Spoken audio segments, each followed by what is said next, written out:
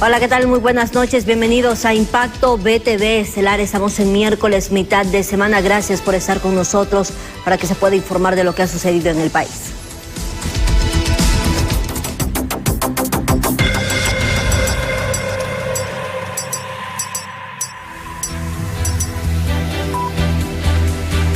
Y así damos inicio. El fiscal general Joel Zelaya nombró este día al general Ramiro Muñoz al frente de la Dirección de Lucha contra el Narcotráfico y además ratificó a Jaime Quintanilla en la Agencia Técnica de Investigación Criminal, asegurando que esta medida busca frenar el narcotráfico y fortalecer además el combate al crimen organizado. La periodista Gabriela Plata nos amplía sobre esa noticia.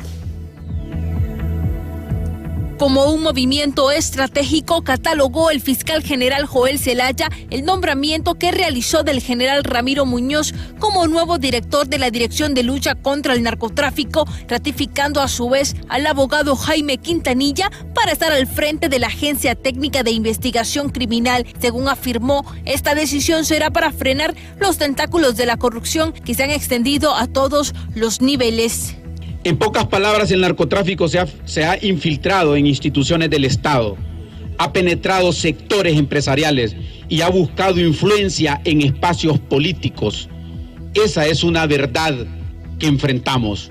Hoy les informo que he nombrado al frente de la Dirección de Lucha contra el Narcotráfico al general en condición de retiro Ramiro Fernando Muñoz Bonilla. Luego de una evaluación estratégica, he decidido que el abogado Quintanilla continúe al frente de la Agencia Técnica de Investigación Criminal ATIC.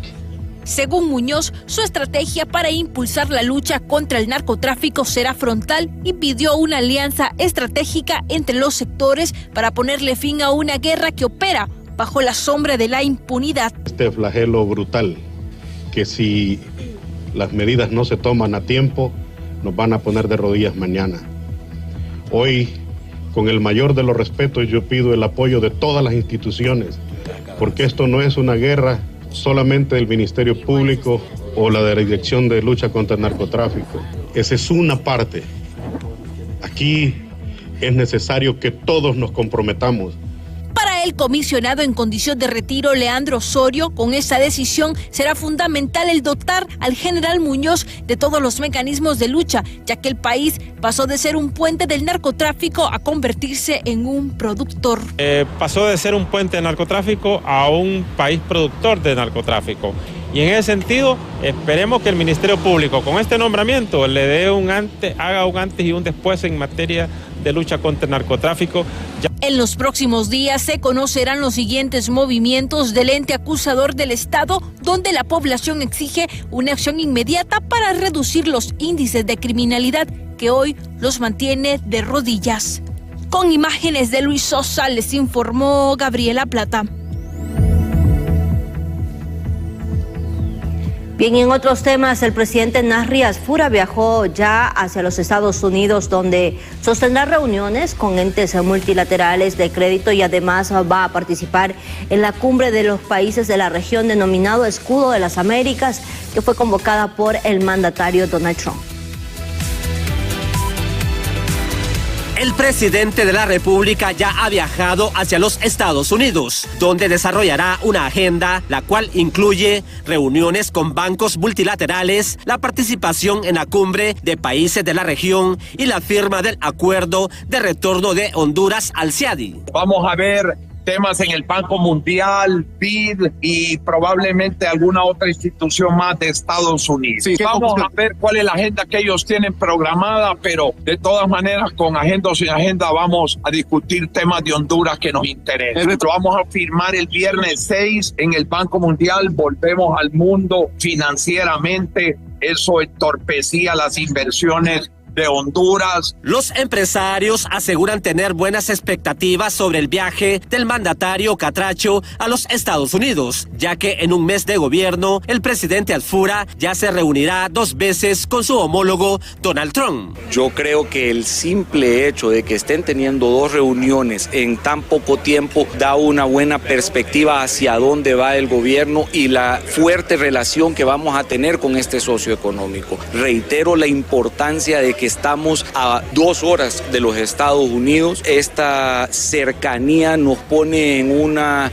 ventaja geológica. Los inversionistas nacionales esperan que la buena relación que existe entre el presidente Nasri Adfura y el mandatario Donald Trump se materialice en un trato preferencial para Honduras. Con los amigos va a tener un trato preferencial, eso es lógico. Y realmente los aranceles, quien dialoga y expone con altura sus puntos de vista en los cuales nosotros podemos retener esa mano de obra aquí en Honduras, que es fundamental, retener a nuestros hondureños, la mano de obra calificada, y que ya no se nos vaya, no solo a Estados Unidos, se nos va a Europa, a otros países. El presidente de la República asegura que la recién creada Oficina Presidencial de Comercio Exterior será la encargada de negociar el tema de los aranceles con el gobierno norteamericano, la cual estará presidida por él y el Gabinete Económico. En cámara, Jesús Sánchez les informó Luis Turón.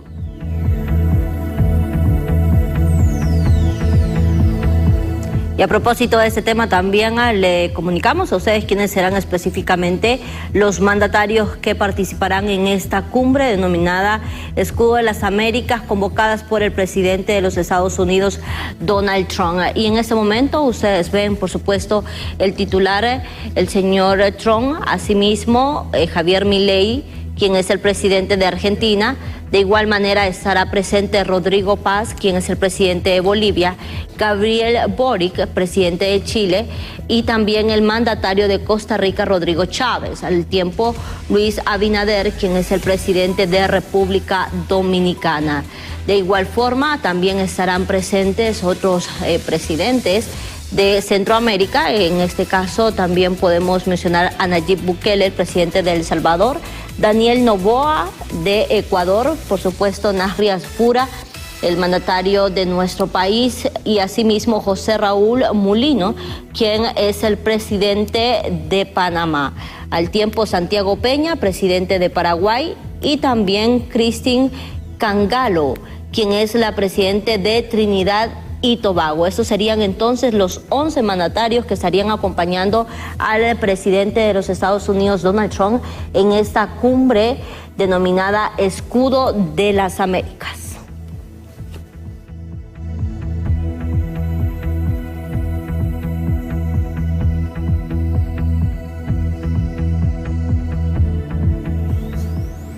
Y luego de darse a conocer por parte del gobierno que Honduras dejaría de pertenecer solamente, aquí hay que tener mucho cuidado, a un grupo de La Haya, los expertos aseguran que esta fue en su momento una iniciativa conformada por 9 naciones en las que se busca que se sancione a los estados promotores de miles de muertes, esto en la Franja de Gaza.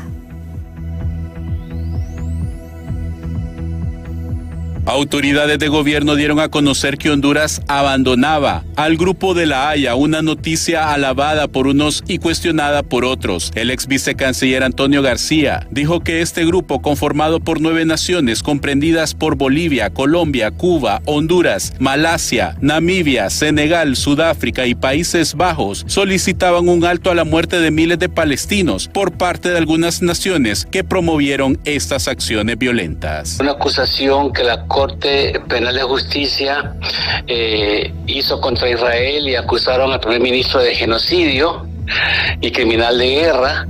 Entonces, debido a esa acusación de la Corte Penal, un grupo de países liderados por países progresistas, países de izquierda mayoritariamente, conocido por países fundadores, donde estaba Honduras, y ahí se encuentra Bolivia, Colombia, Cuba, Sudáfrica.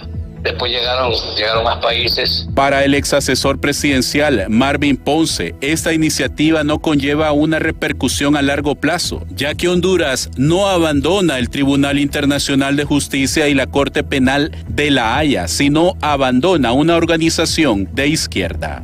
La Cancillería considera que en este momento político que tiene el gobierno y la relación que tiene con Estados Unidos y otros países con los cuales la Unión Europea no es procedente seguir en el Grupo de La Haya, porque es un grupo político partidario, básicamente con gobiernos de izquierda, con el cual no se identifica este gobierno, y tampoco estaría en una actitud de estar contra Israel o contra Estados Unidos, que es uno de los principales elementos que tiene ese grupo. Analistas también hacia donde Estados Unidos gire, ¿verdad? Creo que eso lo ha definido, está claro con sus ejecutorias y creo que es lo que vamos a ver en los próximos 4 años. Para estos Estados miembros del Grupo de la Haya, la prioridad era la salvaguarda de la vida de miles de palestinos que fueron atacados por varias naciones, impidiendo el apoyo internacional, luego de casi una destrucción total de su infraestructura por al menos 2 años. Con cámara de Walter Pérez, les informa César Euseda. Ante ello, ha reaccionado, por supuesto, la Embajada de Israel aquí en nuestro país a través de un comunicado donde ellos han expresado justamente, expresamos nuestro sincero agradecimiento al gobierno de Honduras por su decisión de retirarse del Grupo de la Haya. El Grupo de la Haya fue constituido bajo una orientación ideológica extrema y ha hecho un uso indebido de mecanismos internacionales, intentando instrumentalizar el derecho como herramienta de confrontación. Esas acciones han debilitado las bases para un diálogo constructivo y para la promoción de soluciones negociadas. Valoramos que Honduras continúe apostando por una política exterior basada en el respeto al derecho internacional, el diálogo constructivo y el fortalecimiento de las relaciones bilaterales con los países aliados. Reiteramos nuestra disposición de seguir trabajando conjuntamente en favor de la cooperación, la paz y el entendimiento mutuo entre nuestras naciones.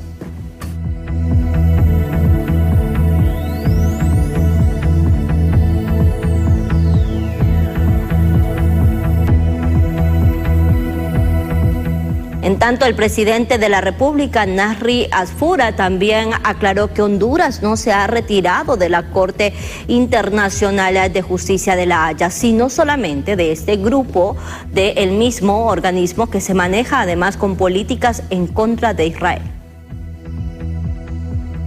Separémonos del tema para que la gente no crea que es la Haya es la Corte Internacional.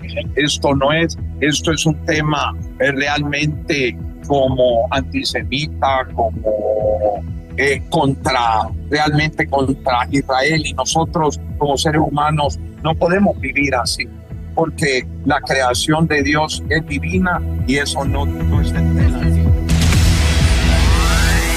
Y vamos a cambiar completamente de información. El exministro José Carlos Cardona dijo que los recursos por los que se le acusa y se le está además involucrando a varios exfuncionarios de Sedesol fueron coordinados y fraguados, además de entregados en Copán, y no por disposición de él, sino porque se espera que esto fue por parte de terceras personas que incluso son las que están involucradas, como el caso de la diputada suspendida Isis Cuellar, pero aseguró que tampoco se descartan que hayan más testigos en este caso, que incluso fueron 2 los que declararon ese día cuando se suspendió esta audiencia. Todo lo que se ha discutido es lo que sucedió en Copán, porque estas cosas sucedieron todas en Copán, los hechos se dieron allá. Entonces, yo nunca fui a Copán, no conozco a ningún beneficiario, ni fui partícipe de la elaboración de ninguno de los expedientes. Por lo tanto, pues nosotros estamos esperando que esto se evacúe para ver cuál va a ser la decisión. La argumentación o la discusión es sobre la responsabilidad de haber hecho todo este andamiaje que se montó en Copán. Creo que por ahí va la discusión hasta este momento. Pues no, él no ha sido mencionado en absolutamente nada y no, yo creo que esto es más un tema que se dio en Copán, se diseñó, se fraguó y se ejecutó en Copán, y pues se involucró al personal de la Sedesol y a su servidor por una especie de coyuntura, pero nosotros no éramos partícipes ni tuvimos nada que ver en eso. Así que es justamente lo que las defensas están queriendo trabajar, ¿no?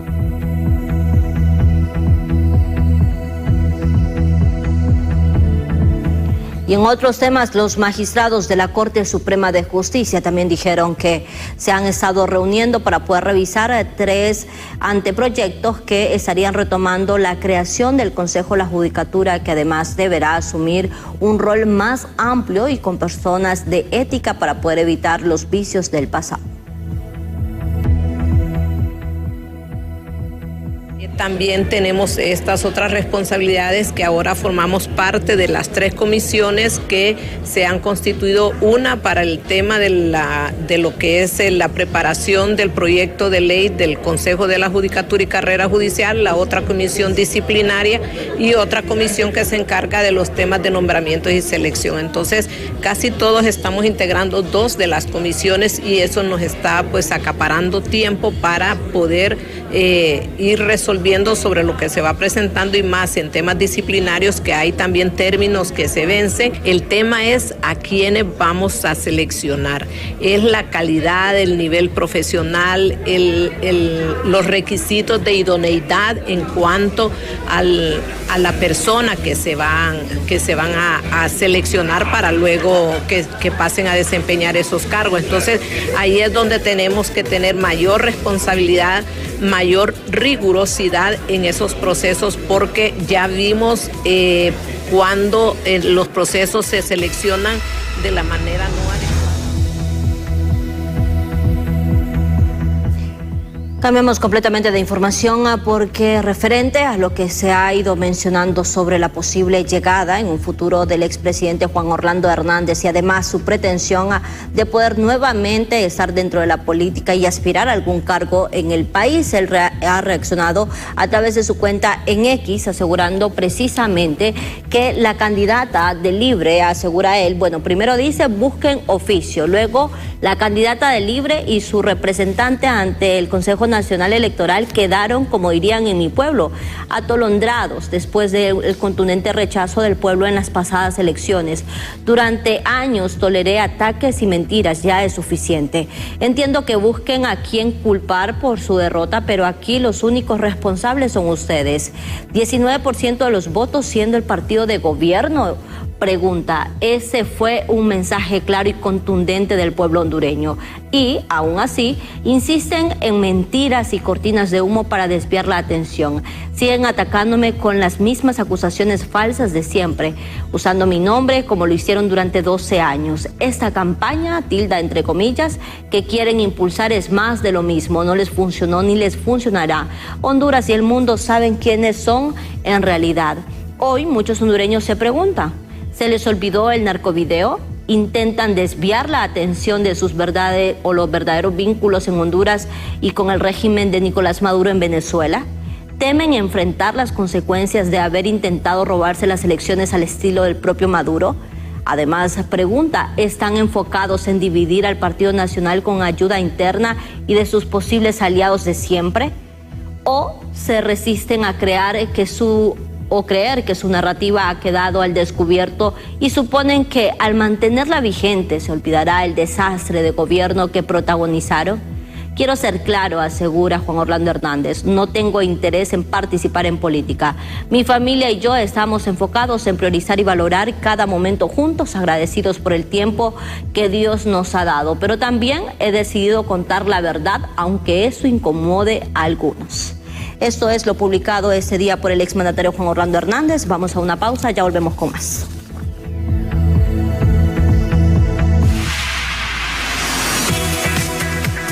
Y al regresar le contamos que más de 100 médicos cubanos se despidieron también ese día de Honduras tras concluir su convenio. Ya volvemos con más.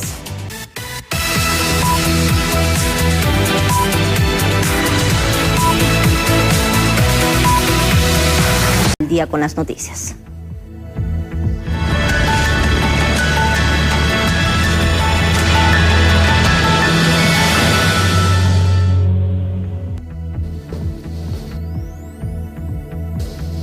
Y hacíamos paso a otras informaciones porque, vea usted, en el marco del Día Mundial de la Obesidad, Honduras se enfrenta a una realidad que enciende las alertas sanitarias. Son alrededor del 65% de su población la que padece sobrepeso u obesidad, una condición que por supuesto se ha convertido en uno de los principales factores de riesgo para las enfermedades crónicas como la diabetes, la hipertensión y también los problemas cardiovasculares.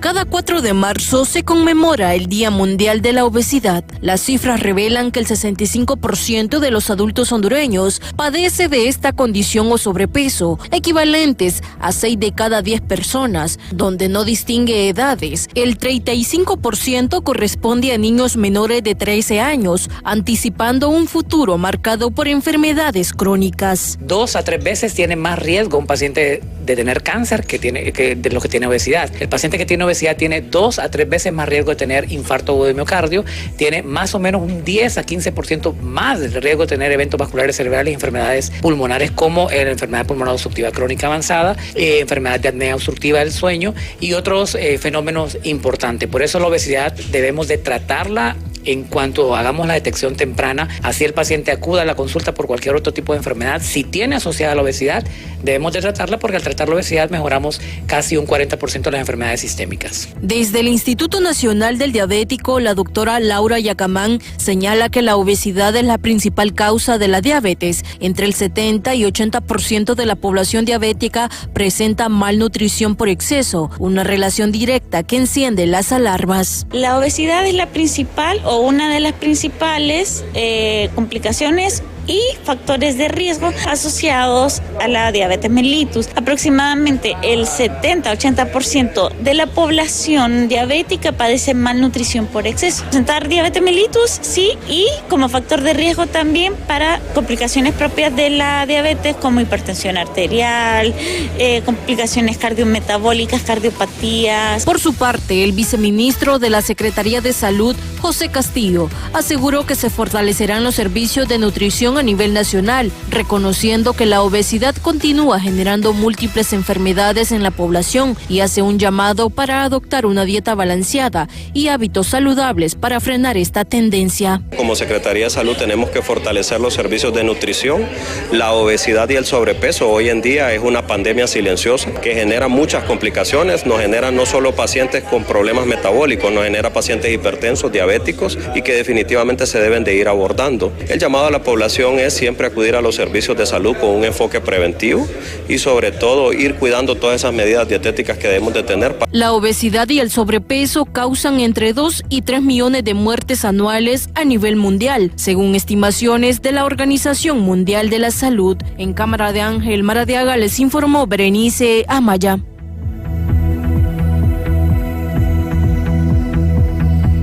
Y siempre en este ámbito de noticias se despiden a más de 100 médicos cubanos tras 12 años de labor en el país, que según el convenio vigente tenía una duración estimada hasta marzo del 2027 con una renovación anual.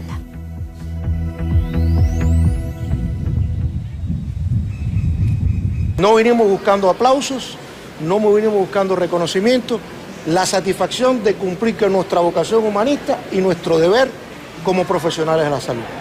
Muchas gracias a todos, en nombre de la dirección de la Brigada Médica y en el mío propio, muchas gracias y feliz regreso a la patria. Nos vemos mañana.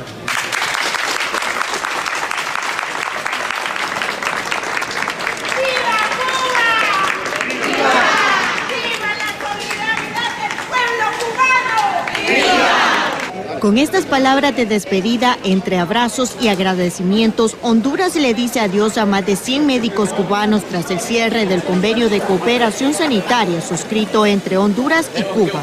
La Brigada Médica permaneció en territorio hondureño durante 2 años, con presencia en 17 de los 18 departamentos, exceptuando Isla de la Bahía. Lo que nos comunicaron era que no se iba a renovar el convenio y que se terminaba, que tenían un salario decoroso y tenían condiciones de vida y de trabajo decorosas. Alrededor de 40.000 lempiras al mes. Con mucho pesar expresan que extrañarán la cultura del país, pero contentos de haber cumplido una gran labor, ya que en ese periodo se atendieron a más de 500,000 pacientes en consulta externa y se realizaron más de 23,000 cirugías. Voy a extrañar los catrachos y las catrachas, las baleadas. Se hicieron más de 23,000 cirugías y más del 73% cirugía de alta complejidad. Solamente cirugías de oftalmología fueron más de 10,000 cirugías de oftalmología. Se salvaron casi 1,000 vidas. Y cuando hablamos de salvar vidas, lo hablamos conceptualmente. Si aquellos pacientes politraumatizados, pacientes con heridas por arma blanca, por armas de fuego. Uno de los médicos con 2 años de labor en Honduras destacó que tuvo la oportunidad de atender tanto a la población local como a migrantes en tránsito en Danlí y expresó su disposición de regresar si el país lo necesitara nuevamente. Yo soy internista. Yo trabajé en Danlí, pueblo muy maravilloso ese pueblecito. Me encantó ese pueblecito. Tranquilo, la gente especial, todos ustedes son chéveres. Entonces nada. Es una lástima que nos vayamos porque realmente creo que me hubiera gustado ver estado más un tiempecito más. La salida de los profesionales ocurre en un momento en que el Sistema Sanitario Nacional enfrenta desafíos en cobertura y especialidades médicas, por lo que su ausencia podría sentirse especialmente en áreas rurales y en servicios de alta demanda quirúrgica. Para Impacto BTV les informó Cristina Escobar.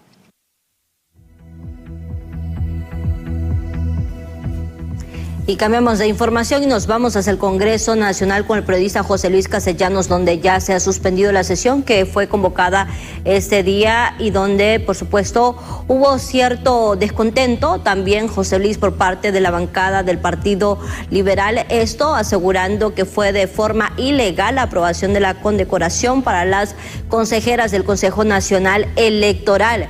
Entiendo también que obtuvo las reacciones del ahora, el nuevo jefe también de esta entidad política. Con usted todos los detalles. Buenas noches. Muy buenas noches, licenciada. Buenas noches a los televidentes que nos sintonizan a esta hora. En efecto, bueno, empezó algo tardío, se podría decir, la sesión de este día y en efecto ya ha suspendido. Como dicen popularmente, ha quedado como salón de baile una vez que se dijo que se suspendía la sesión acá en la Cámara Legislativa. Entre presentación de proyectos que se realizó y de igual manera entre algunas manifestaciones que tuvieron las diferentes bancadas de los partidos políticos esta noche, una de ellas que se aprobó, que quedó aprobada y que pues la discusión era precisamente por si tenía o no tenía los votos, era una condecoración a las consejeras del Consejo Nacional Electoral y al consejero suplente, que fue quienes salieron en la cadena nacional para dar un ganador. También para los 2 magistrados del Tribunal de Justicia Electoral. Libertad y Refundación mencionaba que no se contaba con los votos, sin embargo, pues al final, al parecer, sí se tuvieron. Y también ya hoy oficialmente se dio a conocer precisamente el nuevo jefe de bancada de Libertad y Refundación, quien mencionó con el total respaldo del coordinador de este instituto político, a partir de hoy lleva las riendas en el Congreso Nacional con el Partido Libertad y Refundación. Escuchemos de inmediato lo que manifestaba y también las expectativas que tiene el ahora nuevo jefe de bancada de Libertad y Refundación, el diputado Ronald Panchamé. Este cargo lo tomamos con mucha responsabilidad. Decirles que es un reto muy grande, que cuando yo llegué en el 2018 a este Congreso Nacional como diputado suplente, no sé, ha pasado rápido el tiempo y hoy los compañeros diputados me han honrado con este cargo. Quiero hacer de la mejor manera las cosas, pero no soy solo yo, sino que somos un equipo, toda la bancada. Vamos a construir cosas juntos y vamos a avanzar juntos en el proceso de formación, de reconstrucción de la bancada y del partido para que podamos salir victoriosos en las próximas elecciones y que para que podamos desde aquí, desde esta tribuna, responderle a la militancia como la militancia y como el pueblo espera que nosotros respondamos. ¿De qué manera se hizo la elección y cuántos aspirantes eran, diputados? La elección hoy se hizo de la manera más transparente. el voto, primero se votó para si fuera secreto o público el voto. La mayoría decidió que fuera secreto, se puso un frasco y cada quien depositó su voto con un papelito y luego se contaron los votos de frente, enseñándoselos a todos, y al final el resultado fue pues el que hoy estamos anunciando. Así que se dio con transparencia. Agradecer al presidente Zelaya porque él fue el facilitador de este proceso. Lo digo por todas las cosas que se han dicho, pero el presidente Zelaya hoy nos dio una demostración de democracia. Él no presionó a nadie para que tomaran decisiones, y los dos candidatos que estábamos participando era el doctor Hugo Noé, que me honro yo de haber participado a la par de él, un gran hombre que tiene trayectoria, fue presidente del Banco Central, tiene una historia de vida que es intachable y yo lo respeto mucho. De hecho,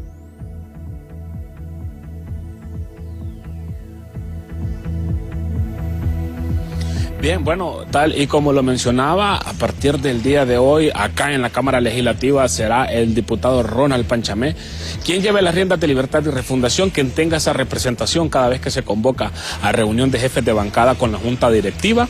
Y precisamente, pues, ya al parecer fue una decisión respaldada por el coordinador, quien era la otra persona que se estaba proponiendo, era el doctor Hugo Noé Pino, pero ya ha quedado él.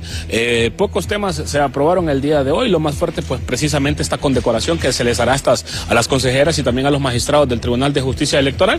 De ahí pues fue tema de presentación de proyectos y algunas manifestaciones que tenían los diputados. Ha quedado pautado para el día de mañana a las 10 de la mañana será la convocatoria con el punto que todavía se desconoce si entrará en agenda lo que es la derogación del pacto de impunidad, pero eso se va a conocer hasta el día de mañana que está esta convocatoria en la Cámara Legislativa. Parte de lo que se desarrolló desde el Congreso Nacional. Con esto vamos a una pausa comercial. Regresamos con más.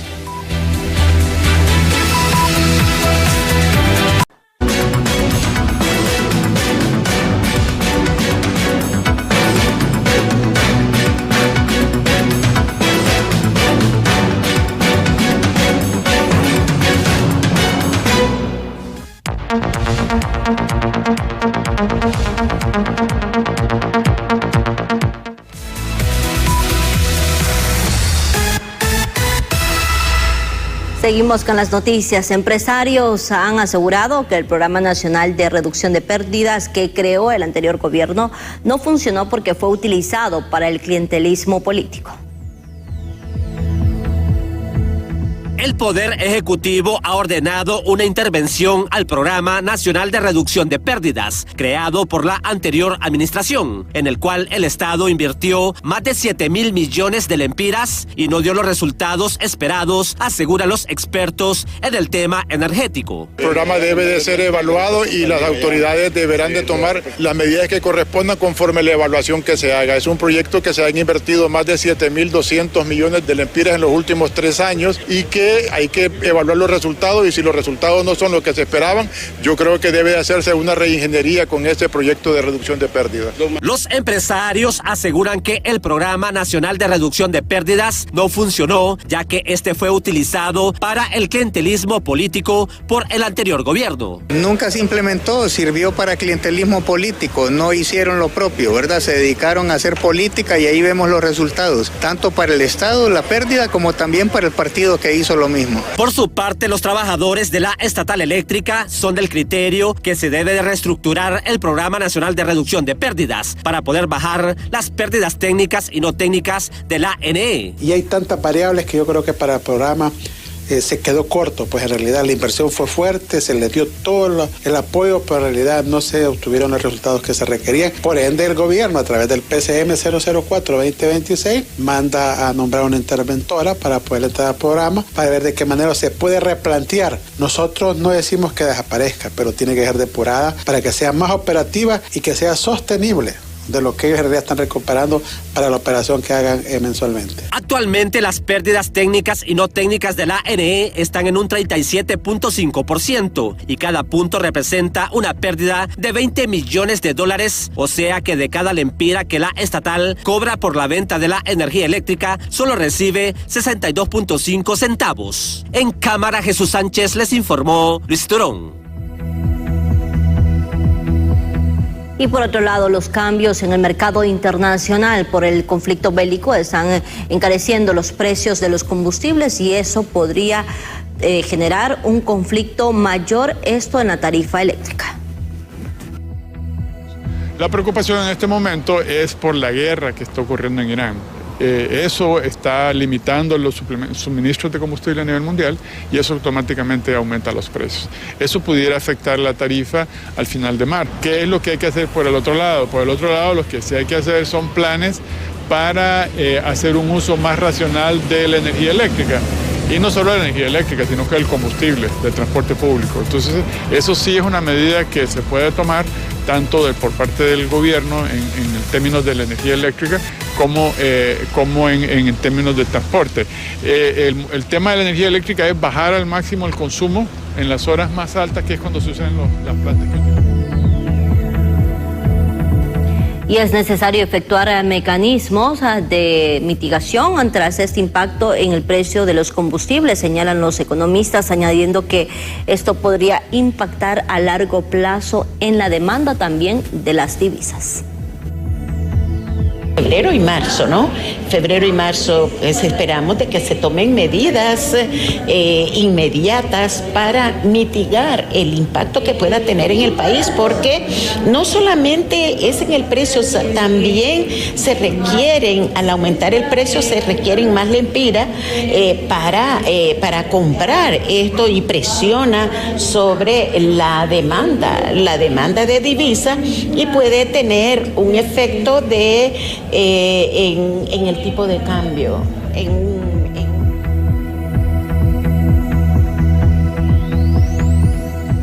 Y por otra parte, la cúpula empresarial del país reeligió por 2 años más a la ingeniera Anabel Gallardo como la presidenta del COEP, un reto que dijo asume con el compromiso de trabajar con el gobierno para poder generar más empleos en el país. Los empresarios hondureños desarrollaron su asamblea general para elegir a sus nuevas autoridades, donde llegaron al acuerdo de mantener a la ingeniera Anabel Gallardo como presidenta del Consejo Hondureño de la Empresa Privada por 2 años más. Gallardo asegura que trabajará junto al gobierno para que ambos creen las condiciones que permitan la atracción de más inversionistas al país.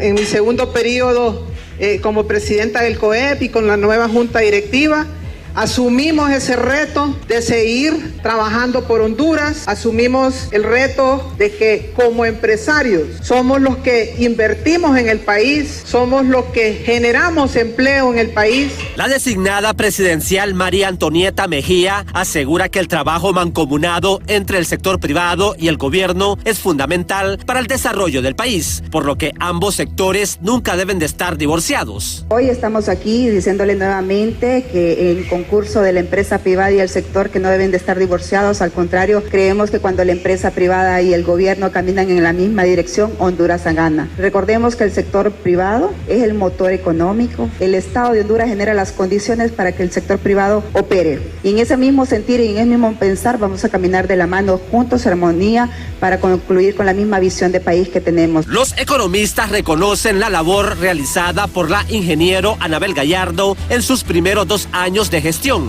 a pesar que el sector privado enfrentó grandes problemas por parte del anterior gobierno. Totalmente, creo que a ella le tocó vivir un momento bastante complejo en su relacionamiento con el sector público y probablemente este nuevo bienio le va a tocar pues mucho más fácil el trabajo y probablemente más productivo también. Los empresarios aseguran que tienen buenas expectativas de trabajar de manera conjunta con el presidente Narriad Fura, ya que a un mes de su gobierno se han reunido en varias ocasiones, lo que nunca sucedió durante la administración de la expresidenta Xiomara Castro. En cámara, Jesús Sánchez les informó Luis Turón.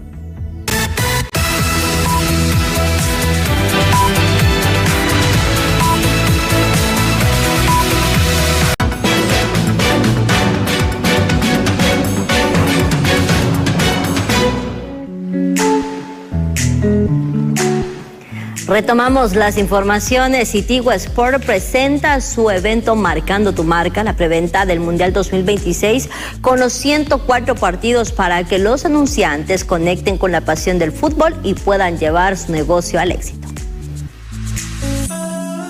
Tigo Sport presenta Marcando tu Marca, el evento anual de preventa donde el contenido deportivo se convierte en el mejor aliado de los anunciantes. En esta edición, el protagonista es la presentación exclusiva de los 104 partidos del Mundial 2026. Súper buenas noticias. Tigo es el único cablera que va a tener los 104 partidos en sus canales 300 y 301. Además, lo vamos a tener en exclusiva por nuestra plataforma app de Tigo Sports. Los 104 partidos y en la web también los tendremos en exclusiva. Este no solo es un torneo, es la plataforma publicitaria más codiciada de la década. Es el momento exacto donde el consumo y la pasión convergen. Lo que son las empresas, si quieran poder anunciarse en estos partidos, contactando a Tigo Media, llamando a Tigo, contactando a Tigo Media, está un equipo comercial listo para atenderles y hacerles paquetes customizados para que puedan ya sea anunciarse antes, durante o después del Mundial. En Tigo Sport es el mejor aliado estratégico para seguir marcando tu marca. No se quede fuera de la jugada que presenta Tigo Sport.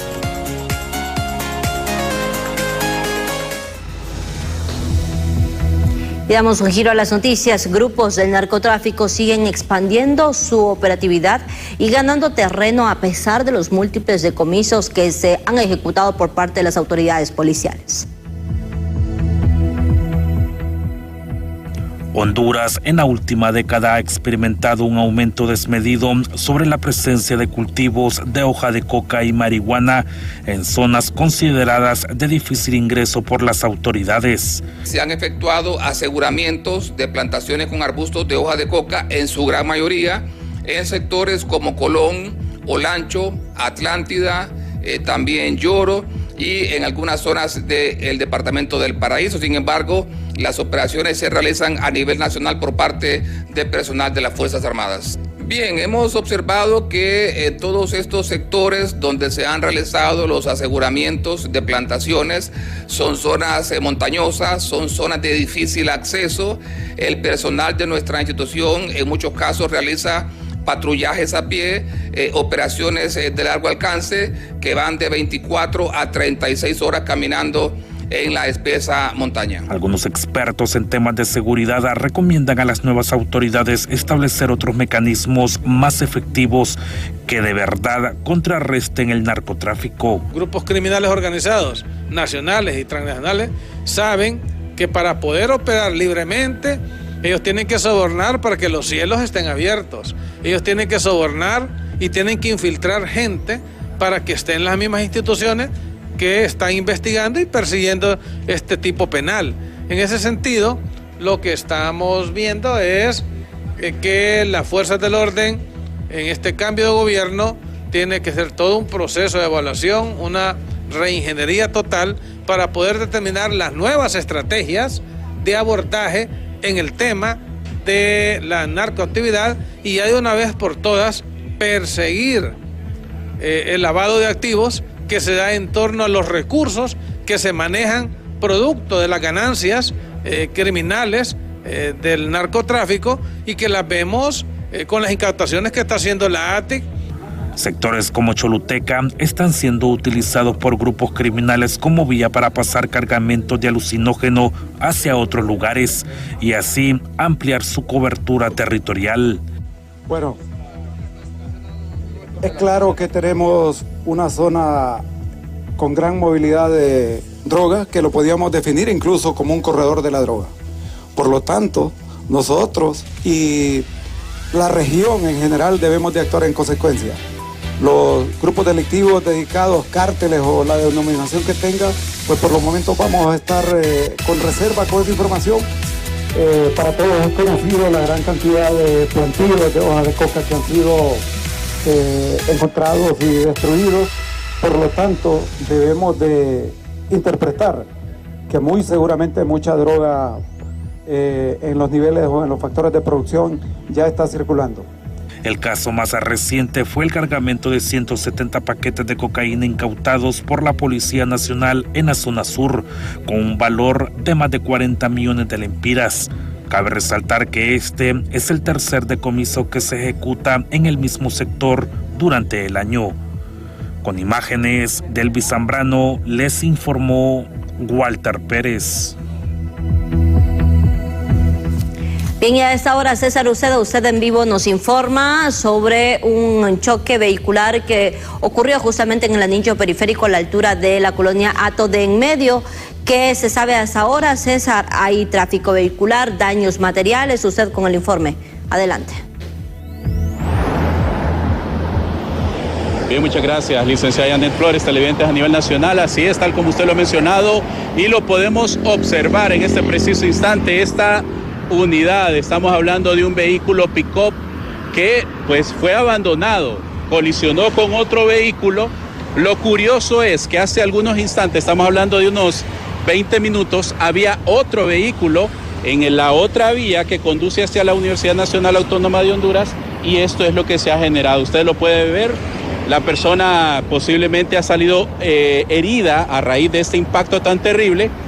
Se fueron, el otro vehículo que estaba adelante con el que colisionó pues se dio a la fuga, o posiblemente para tratar de asistir a esta persona. La población hace algunos instantes atrás estaba bastante saturado, pero como le menciono, hace algunos 20 minutos fue que se registró esta colisión justamente aquí en la colonia Hato de En Medio, en las inmediaciones del anillo periférico a escasos metros de la Universidad Nacional. Continúo con usted, licenciada Janet Flores, televidentes a nivel nacional. Perfecto, gracias, César. Afortunadamente entonces no hubo mayores complicaciones. Esperemos que las personas pues hayan sido atendidas oportunamente. Hasta aquí con las noticias. Gracias por habernos acompañado. Será hasta el día de mañana. Feliz noche.